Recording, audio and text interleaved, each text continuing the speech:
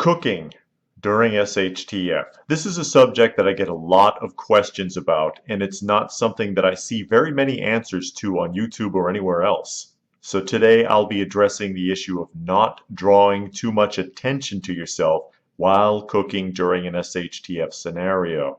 Firstly, it goes without saying that if you are bugging out, that it would benefit you to have meals or meal substitutes that don't require any cooking. Carry something that only requires you to add water, or even something that doesn't require water at all, like protein or health bars. But if you do have to actually cook, then you will have to keep as low of a profile as possible. Firstly, try not to let that open flame be seen. One option is a Dakota fire hole, demonstrated in the image here. Using a system like this will help to reduce the flame's profile during evening hours. We all know how far light can carry at night with no ambient light present. Now, I'm not saying the glow from a Dakota fire hole can't be seen. It can, but it does have a lower profile than a conventional fire. For daytime cooking, you may want to consider a solar oven. Solar ovens are very effective.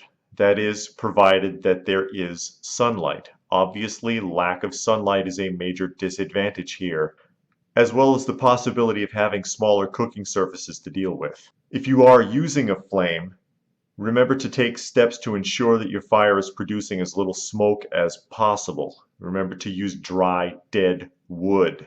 Wet and green wood will produce a lot of smoke, and choose a good hardwood if you are able. Maple, ash, and oak, for example, will burn hotter and cleaner than softer woods like pine. Your next big concern is cooking odors. Cooking foods can produce a lot of strong odors, and they can be smelled for some distance, especially if you are in the position of bugging in and there is a reduction of ambient odors in the air. And yes, there is such a thing. During an SHTF scenario with most things ground to a halt, odors will be detected easier, light will travel farther, and sounds will carry for greater distances.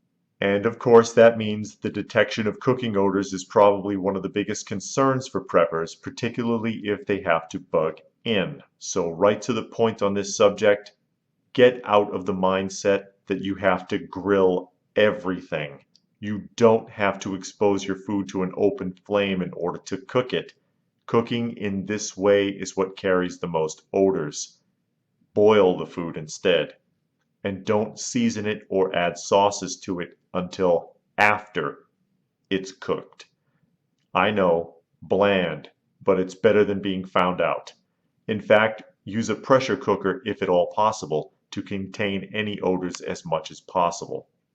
Keep in mind the other points about smoke and flame being visible, and if you are bugging in and it turns out to be a long time, you may even want to consider cooking in a decoy location that is away from your primary residence, just in case. For example, if you are in a neighborhood, choose a location a couple of houses down the line. If it's ever spotted, your would-be marauders will go to the wrong place, and it should give you a little time to prepare. And most important, remain vigilant. No matter how many precautions you take, assume that someone can find you out and be ready for that. So I hope you found these tips helpful. If you have anything you would like to add to the list, please feel free to post it in the comment section down below. It could be helpful to others. It could be helpful to me. You never know. Remember to like, share, and subscribe. If you are a new subscriber, be sure to hit the notifications icon, and please do check out some of the other videos. You may find something interesting. You never know.